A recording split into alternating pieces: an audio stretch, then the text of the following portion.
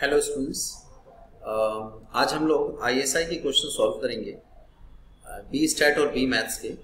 जो बुक्स हमारे सामने हैं that is a tomato book, test of mathematics for 10+2 level.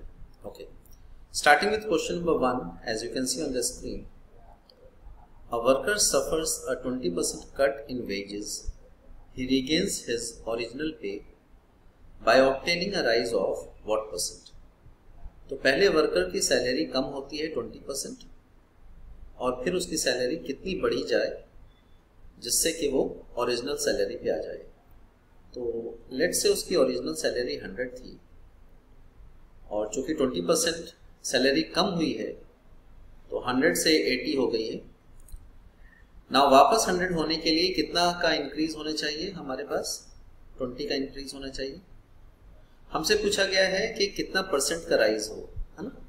तो 20 का राइज होना चाहिए आउट ऑफ द 80, राइट? 20 का राइज 100 से नहीं होना है, 80 से होना है। तो हमेशा हम किससे इंक्रीज हो रहा है या किससे डिक्रीज हो रहा है उसको कंपेयर करेंगे, राइट? और मल्टीप्लाई करेंगे 100 से, बिकॉज हमें परसेंटेज फाइंड करना है, करेक्ट? तो ये हो गया 1/4 टाइम्स 100 विच इज 25%। तो option C is the right answer. अब आते हैं क्वेश्चन नंबर 2 पे, है ना? If m men can do a job in d days, m आदमी किसी काम को d नंबर ऑफ डेज में करता है, then number of days in which m plus r men can do the job, तो m plus r आदमी उसी काम को कितने दिन में करेंगे, ये पूछा गया हमसे। अच्छा, इस क्वेश्चन को सॉल्व करने के पहले सबसे पहले हमें ये पता होना चाहिए कि men और days के बीच में क्या रिलेशन है। जब men इंक्रीज होगा तो फॉर द सेम जॉब वो कम दिन में खत्म हो जाएगा, राइट? और अगर नंबर ऑफ मेन डिक्रीज होगा so for the same work हमें ज्यादा दिन लगेगा। इसका मतलब ये है कि मेन और number of days inversely proportional है ना? Inversely proportional. तो शुरुआत में m मेन लगते हैं और बाद में m plus r मेन लगते हैं, तो ये मेन का रेशियो हो गया। और डेज का रेशियो चूंकि इनवर्सली प्रोपोर्शनल होगा तो शुरुआत में d डेज लगते हैं, तो हमने पहले नीचे लिख दिया d। और नए केस में कितने नंबर ऑफ डेज लगेंगे इसके लिए हमने कैपिटल D सपोज कर लिया।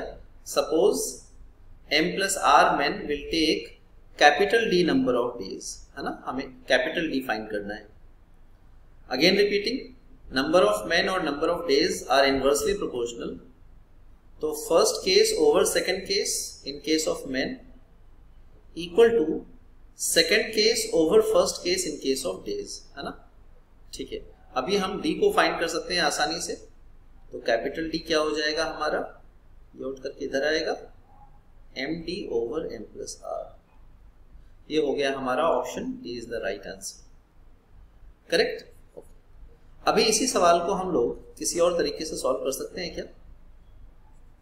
We'll see that. सबसे पहले m men काम करते हैं d नंबर ऑफ डेज में, बाद में men बढ़ गए हैं। तो जब नंबर ऑफ men इंक्रीज हो जाएंगे तो नंबर ऑफ डेज हमारा घट जाएगा, है ना?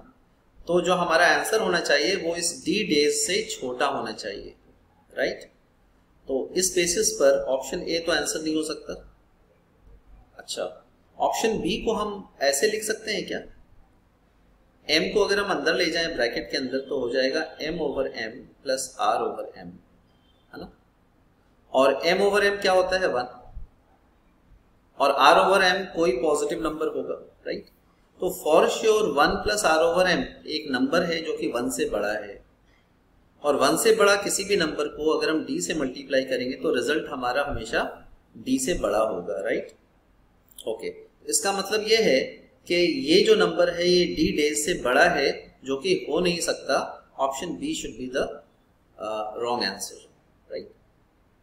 नंबर ऑफ मेन जब ज्यादा होंगे तो नंबर ऑफ डेज हमारा घट जाना चाहिए। तो हमारा रिक्वायर्ड आंसर कुछ भी हो वो d नंबर ऑफ डेज से छोटा होना चाहिए, राइट? ठीक है, इस बेसिस पर ए और बी तो कैंसिल हो गया हमारा। ऑप्शन सी पे आते हैं, D over M plus R, और ऑप्शन डी है हमारा। ये दोनों वैल्यूज चूंकि डी से छोटे हैं तो हमें कुछ और भी अप्लाई करना पड़ सकता है। ये बताइए कि एम प्लस आर मेन जब लगते हैं, अगर आर का वैल्यू जीरो है, तो हमारा डी डेज ही लगेगा, हमारा आंसर डी ही होना चाहिए, राइट। इसका मतलब ये है कि जब हम आर की जगह जीरो डालेंगे तो हमारा आंसर जो है वो डी नंबर ऑफ डेज आना चाहिए। ओके, ऑप्शन सी में डाल के देखते हैं, D over M plus zero, तो क्या आ रहा है हमारा, डी ओवर एम आ रहा है। हमें आना क्या चाहिए था, डी नंबर ऑफ डेज आना चाहिए था। आर जब जीरो है यानी कि एम मेन ही काम कर रहे हैं, तो डी नंबर ऑफ डेज ही लगना चाहिए। तो ऑप्शन सी तो हमारा डी ओवर एम आ रहा है, option C can not be the right answer. Option D में आर की जगह जब हम जीरो डालेंगे तो क्या मिलेगा, M D over M plus zero, which is M D over M, which is D. ठीक है, option D is again the correct answer, right. इसके बाद है question number 3, a boy walks from home to school, तो घर से school जा रहा है इस स्पीड से 6 kilometre per hour, he walks back at 2 kilometre per hour, और वापस आता है 2 किलोमीटर पर आवर से। Find his average speed. अच्छा, एवरेज स्पीड के लिए फॉर्मूला है हमारे पास, average speed equal to total distance over total time, है ना। अच्छा, हमें डिस्टेंस तो नहीं दिया हुआ है, होम टू स्कूल या स्कूल टू होम का डिस्टेंस लेट से वो डी है, हमने मान लिया कि वो डी डिस्टेंस है। तो जाने में और वापस आने में टोटल कितना डिस्टेंस ट्रेवल हुआ, 2d। अच्छा, और टोटल टाइम कितना लगा, ये टोटल टाइम तो वही है कि घर से स्कूल जाने में जो टाइम लगा और स्कूल से घर आने में जो टाइम लगा। अच्छा, घर से स्कूल जाने में जो टाइम लगा वो हम कैसे निकाल सकते हैं, हमें पता है time equal to distance by speed होता है ना। तो डिस्टेंस तो हमने d मान रखा है, स्पीड है हमारा 6, तो d ओवर 6 हो गया जाने का स्पीड, जाने का टाइम, राइट। अच्छा, अभी वापस आने का टाइम क्या होगा, d ओवर 2, राइट। अब इसको सॉल्व कर लेंगे हम लोग, सो 2d all over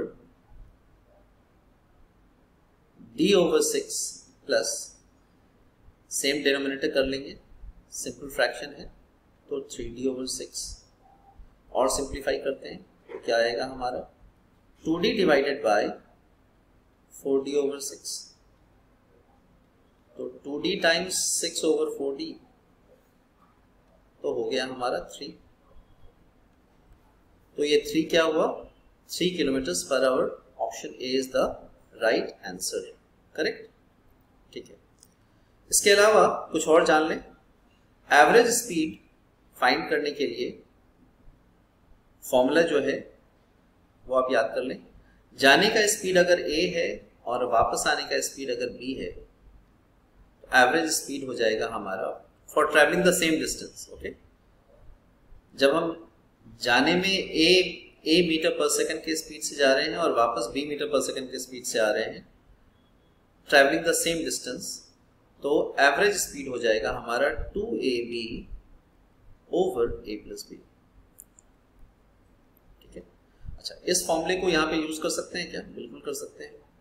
2ab, so 2 times 6 times 2 divided by 6 plus 2, जो कि हो गया हमारा 2 times 6 12 times 2 24 over 8, which is 3।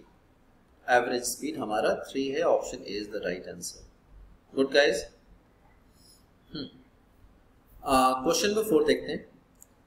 A car travels from P to Q at 30 kilometers per hour and returns from Q to P at 40 kilometers per hour by the same route, means traveling the same distance. Its average speed हमसे पूछता है। ठीक है, तो we can use the same formula, 2ab over a plus b। so जाने का speed क्या है 30 और वापस आने का स्पीड 40 है, divided by 30 plus 40 which is 60 times 40 which is 2400 over 70. 1010 cancel. 240 over 70 divide कर लेंगे. सो 7 3 times 21, रिमाइंडर 3 बचा. सो 30. सो 7 4 is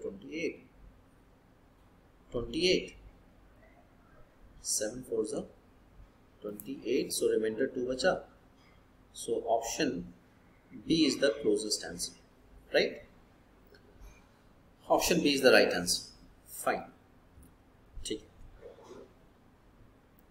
Next question is question number 5. A man invests 10,000 rupees for a year. Of this, 4,000 is invested at interest rate of 5% per year. 4,000 रुपया 5% पे लगाता है, invest करता है. बाकी 3,500 4% पर ईयर के हिसाब से इन्वेस्ट करता है. और जो बाकी बचा पैसा है वो अल्फा % पर ईयर के हिसाब से इन्वेस्ट करता है. और उस पूरे इन्वेस्टमेंट से उसे 500 रुपीज़ इंटरेस्ट आता है. तो हमसे पूछा गया है अल्फा का वैल्यू, मीन्स जो थर्ड इन्वेस्टमेंट है उसका रेट ऑफ रिटर्न क्या है, राइट? तो this should be a simple question. सबसे पहले हम 5% रेट के हिसाब से 4,000 के इन्वेस्टमेंट में इंटरेस्ट क्या मिलेगा. सो वो मिलेगा 5% of 4,000 which is 10% would be 400, 5% would be 200, right? ठीक है. सेकेंड इन्वेस्टमेंट है हमारा 4% के हिसाब से. ये पूरा जो स्टोरी है इन्वेस्टमेंट है ये 1 साल के लिए है, तो कोई टेंशन की बात नहीं है. 4% ऑफ 3,500 है ना. अच्छा, 10% 350 होगा, 5% 175 होगा, हाफ. ठीक है. तो 5% हो गया 175 और 1% होगा 35. तो 5% माइनस 1% वुड बी 140. तो सेकेंड इन्वेस्टमेंट से हमें 140 रुपीज मिलेगा. ठीक है. और थर्ड इन्वेस्टमेंट कितना है बचा हुआ पैसा? 4,000 लगा दिया, 3,500 लगा दिया, जो बाकी बच गया पैसा वो अल्फा % ऑफ 2,500 लगा, है ना. तो ये जो पैसा है और ये सब मिल करके 500 के इक्वल होना है. इसको सॉल्व कर लेंगे. सो अल्फा % बाय 100 मतलब alpha over 100 times 2500 which is 25 alpha. So we'll get an equation. So let's write it. 200 plus 140 plus 25 alpha equal to 500, which is 25 alpha equal to 500 minus 340, which is 160. So 25 alpha is 160. So alpha would be 160 over 25. इसको simplify करने का आसान तरीका है. चूँकि denominator में 100 हो जाए तो मज़ा आ जाता है ना. तो ये हो गया हमारा 640 divided by 100 which is 6.4%. Option C should be the right answer. अगला सवाल है question number 6. Let x1 x2 up to x100 be positive integers such that xi plus xi plus 1 equal to k. Okay. Where k is constant and x10 का value हमारा 1 दिया हुआ है. हमसे पूछा गया है x1 का वैल्यू, राइट? ठीक है. x10 से शुरू करते हैं. तो x9 फाइंड कर सकते क्या? x9 when I is 9 plus x10 equal to k होना चाहिए, राइट? हमने I की जगह पर 9 डाला है when I is equal to 9. Okay. x10 का वैल्यू हमारा 1 दिया हुआ है, तो can we find x9 value? Yes, k minus 1. Correct. तो हमने x9 का वैल्यू फाइंड कर लिया. Similarly, can we find x8 value? Putting I as 8, we get x8 plus x9 equal to k. ठीक है. x8 का वैल्यू फाइंड करेंगे. x9 हमें पता है k माइनस 1 होगा इक्वल टू k. तो x8 का वैल्यू क्या होगा? k minus k plus 1. Which is 1। ठीक है, x8 का वैल्यू हमारा क्या आया, 1 आया। कुछ पैटर्न दिखेगा हमें, x10 हमारा 1 था, x9 k-1 है, x8 फिर से 1 है, राइट। तो x10, x9, x8, x7 and like that हम कंटिन्यू करेंगे तो हमें x1 का वैल्यू फाइंड करना है। x10 हमारा 1 था, x9 k-1 है, x8 फिर से 1 है। तो हम ये कह सकते हैं क्या कि ऑड पोजीशंस का वैल्यू जो है वो k-1 होगा, राइट। और इवन पोजीशंस का वैल्यू जो है x10, x8, x6 इनके वैल्यूज हमारे 1 होंगे, है ना। तो x1 का वैल्यू क्या होगा हमारा, x1 का वैल्यू वही होगा जो x9, x7, x5 का वैल्यू हो रहा था, विच इज k-1। तो option B should be the right answer. Next question है क्वेश्चन नंबर 7। ठीक है, a0 is equal to 1, a1 is 1 और an equal to an-1, n-2 plus 1। तो हमसे पूछा गया है about option A B C D, fine, great. So let's see, let's find a2 value. Putting n as 2 we get a2 equal to, n की जगह जब हम 2 डालेंगे तो क्या आएगा हमारा, a1 times a0 plus 1 and a1 और a0 का वैल्यू 1 और 1 है, प्लस 1, तो ये हमारा 2 आ जाएगा, राइट। a2 का वैल्यू 2 हो गया हमारा। Similarly let's find a3 value. a3 का वैल्यू क्या होगा, n की जगह जब हम 3 डालेंगे तो क्या मिलेगा हमें, a2, इस इक्वेशन पे डाल रहे हैं, right. Putting n as 3 we get a2 times a1 plus 1 और a2 का वैल्यू हमने फाइंड किया है 2 और a1 का वैल्यू दिया हुआ है 1, राइट, प्लस 1, तो हमें मिल गया 3। ठीक है, अच्छा a4 फाइंड कर सकते हैं क्या, n की जगह 4 डाल दीजिए तो मिल जाएगा a3, a2 प्लस 1 और a3 इज 3 और a2 is 2 and plus 1, so 6 plus 1 7, right.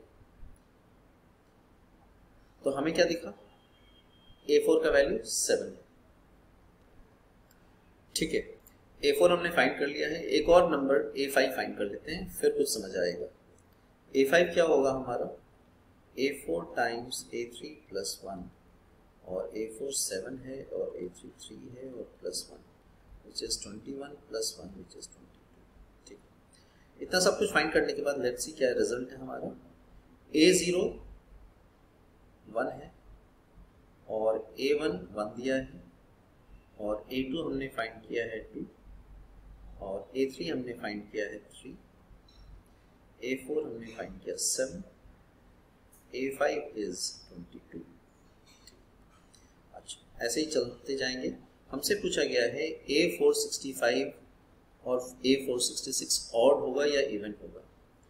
अच्छा, हम देख पा रहे हैं कि एक पैटर्न बन रहा है, ऑड ऑड इवन का पैटर्न, ऑड ऑड इवन का पैटर्न, राइट।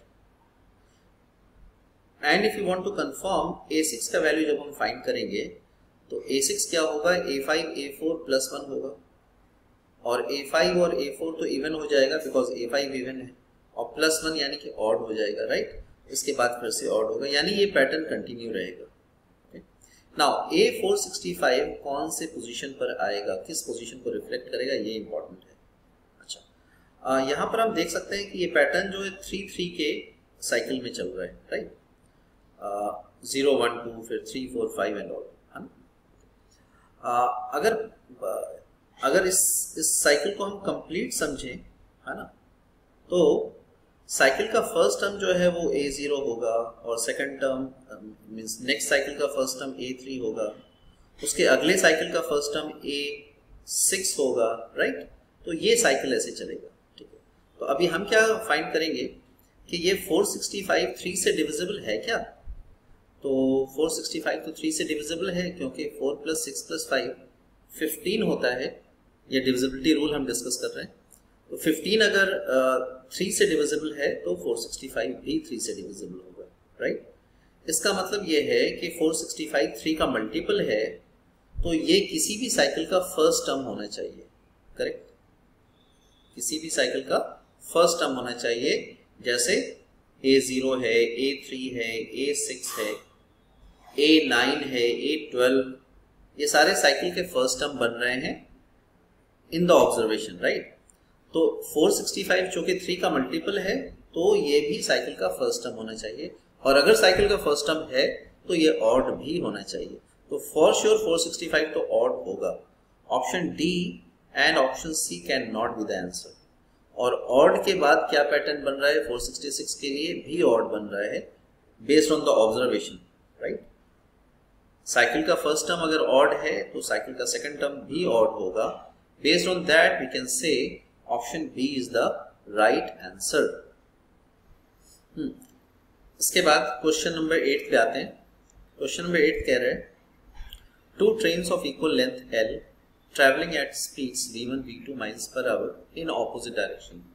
ठीक है, बहुत अच्छा सवाल है। दो ट्रेन्स एक दूसरे के ऑपोजिट जा रही हैं, ऑपोजिट डायरेक्शन में। ये ऐसे भी हो सकता है या फिर ऐसे भी हो सकता है, right. Take t seconds to cross each other because they have to cross each other, so ये वाला केस तो नहीं हो सकता, राइट। तो हमें दोनों एक दूसरे की तरफ आ रही हैं, राइट। फर्स्ट केस ही होगा, okay, because they are crossing each other. अच्छा, इंपॉर्टेंट इंफॉर्मेशन क्या है, उन दोनों ट्रेन्स का जो लेंथ है वो इक्वल है, उन दोनों की स्पीड v1 और v2 है, and they are taking t seconds to cross each other. अच्छा, एक बात इंफॉर्मेशन बतानी है कि when two objects are travelling in opposite direction, तो उनका जो रिजल्टेंट स्पीड है वो एड अप हो जाएगा, राइट। तो इस केस में जो दो ट्रेन्स हैं जिनकी इंडिविजुअल स्पीड v1 और v2 है, because they are travelling in opposite direction whether away from each other और वेदर टुवर्ड्स ईच अदर, उनका resulting speed v1 plus v2 हो जाएगा। Means they are approaching towards each other with a speed of v1 plus v2, right. Okay, उस speed से उन दोनों को एक दूसरे को क्रॉस करने में t नंबर ऑफ सेकंड्स लगता है। उन दोनों ट्रेन्स का जो लेंथ है वो l है, ठीक है। तो ये basic speed distance time question है ना। तो टाइम क्या होना चाहिए, time equal to distance over speed. Time क्या लगा है हमारा, t सेकंड्स लगा है, और डिस्टेंस इन दोनों ने कितना डिस्टेंस ट्रेवल किया है, the distance travelled by them while crossing each other is actually crossing their own lengths, so L plus L, इन दोनों ने अपने लेंथ्स को क्रॉस किया है, so that is the distance they traveled while crossing each other, right। और इनका resulting speed क्या है, v1 plus v2 है, राइट। तो हमारा ये रिलेशन आया, हमसे पूछा गया है फाइंड द L वैल्यू, तो L का वैल्यू हमें फाइंड करना है, ठीक है। तो t equal to 2L over v1 plus v2, तो L का वैल्यू क्या होगा, t multiplied by v1 plus v2 divided by 2। तो ये आंसर होना चाहिए हमारा माइल्स में, राइट, क्योंकि टाइम और वेलोसिटी हमारा माइल्स पर आवर पर सेकेंड में दिया हुआ है, so we need to convert it. Okay, important ये है कि हम इसको कन्वर्ट करेंगे। टाइम जो है वो हमारा सेकेंड्स में था, तो टाइम को हमें कन्वर्ट करना है आवर में बाय डिवाइडिंग 60 ट्वाइस, राइट। तो इसको हम यू कर लें, यूनिट इंपॉर्टेंट है। तो 60 से हमने 2 बार डिवाइड करना है ना। और ये जो रिजल्टिंग लेंथ होगा ये हमारा लेंथ होगा माइल्स में, करेक्ट। इसको अच्छे से लिख लेते हैं, t times v1 plus v2 divided by 7200, right, this much miles. अच्छा, क्वेश्चन हमसे पूछा है to find the length in feet, तो हमें फीट में आंसर करना है। रिलेशन हमारा दिया हुआ है कि 1 mile equal to this much feet, तो हम क्या करेंगे, हम इसको सीधा मल्टीप्लाई कर देंगे। 1 mile has this much feet, so we will multiply with 5280। Simplify करेंगे, 10 10 कैंसिल, ठीक है, सो 9 से डिवाइड करते हैं, 9 5 45, 78, 9 3 से डिवाइड करते हैं, ठीक है 3 से डिवाइड करते हैं, सो 3 से डिवाइड करने पर 3 टाइम्स 1, 3 7 21, 3 6 18, और 3 से इसको डिवाइड करेंगे तो 240 हो गया हमारा। अच्छा, और सिंप्लीफाई कर सकते हैं, 4 से डिवाइड कर सकते हैं, तो 4 4 16, 4 4 16 और 4 60 हो गया हमारा। फिर से 4 से डिवाइड हो जाएगा तो 11 और 15 हो जाएगा हमारा। तो yes, our final answer is 11 times t v1 plus v2 all over 15। तो यानी हमारा आंसर है option C is the right answer. अगला सवाल क्वेश्चन नंबर 9। क्वेश्चन कहता है salesman sold 2 pipes at ₹12 each. तो 2 पाइप्स बेचे जा रहे हैं ₹12 ईच के हिसाब से।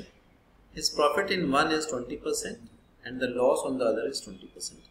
Then on the whole he gained, lost और did not gain, did not loss. Fine.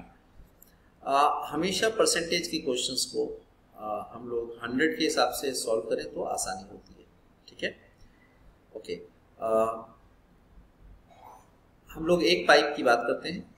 एक पाइप का सेलिंग प्राइस वो हमारा 12 है और फर्स्ट वाले पाइप पर हमें 20% प्रॉफिट मिल रहा है। तो 20% प्रॉफिट का क्या मतलब है? 20% प्रॉफिट का मतलब है कि अगर 100 में खरीदा था तो बेचा है कितने में? 120 में। तो ये cost price over selling price का रेशियो हमने डिस्कस किया, राइट। हम कॉस्ट और सेलिंग प्राइस के रेशियो क्यों बात कर रहे हैं? क्योंकि क्वेश्चन का जो इन्फॉर्मेशन है वो भी उसी रेस्पेक्ट में है। हमें एक्चुअल सेलिंग प्राइस पता है विच इज 12 एक पाइप का। एक्चुअल कॉस्ट प्राइस हमें नहीं पता है तो हम x मान लेते हैं, राइट। लेफ्ट वाला इंफॉर्मेशन हमारा परसेंटेज में है और राइट वाला इंफॉर्मेशन हमारा एक्चुअल रियल वैल्यूज है। इन दोनों के रेशियोज सेम होने चाहिए, correct. So from this will solve for x। तो x का वैल्यू क्या होना चाहिए हमारा? 100/120 टाइम्स 12 विच इज 10। यानी कि फर्स्ट पाइप का एक्चुअल कॉस्ट प्राइस 10 होना चाहिए, राइट। सिमिलरली सेकेंड पार्ट को सॉल्व करेंगे। तो सेकेंड पार्ट में भी सेलिंग प्राइस हमारा 12 ही है सेकेंड पाइप का।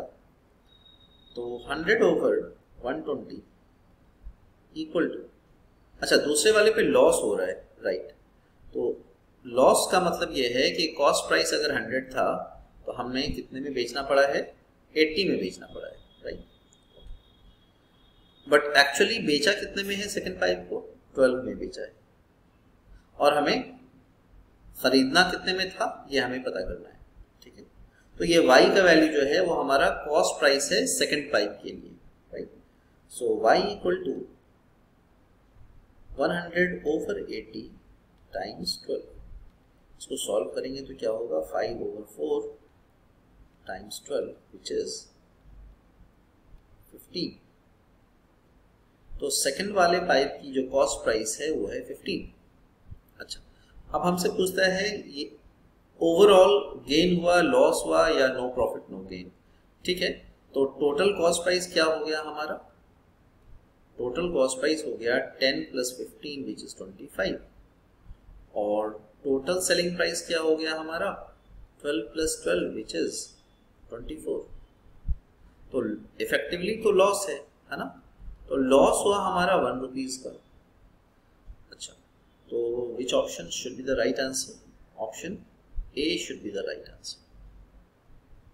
ठीक है, अगला सवाल हमारा है question number 10th। The value of this is what? So that should be easy question। 256 को हम फैक्टराइज करेंगे तो आ जाएगा हमारा 16 square is 256, so 2 to the power 8। Complete factorization is 2 to the power 8 and this is 0.16, so let it be 16 को हम कह सकते हैं 2 to the power 4 and this is 0.18। तो ये हो गया हमारा 2 to the power 8 और 0.16 मल्टीप्लाई हो जाएगा, होकर के क्या हो जाएगा? 8 6 48 4 1.28 ठीक है, और ये 2 to the power 0.72, 4 multiplied by 0.18, power to the power a to the power x whole to the power y हो तो हमारा a to the power xy हो जाता है, राइट। ओके, तो इसलिए हमने पावर को मल्टीप्लाई कर दिया। अब same basis in multiplication powers would be added, so 1.28 should be added with 0.72 and we get 2 to the power 2, which is 4. Option A is the right answer. So good students, आज हमने question number 1 to 10 solve किया है tomato book से, और अगली video में आगे solve करेंगे। Thank you.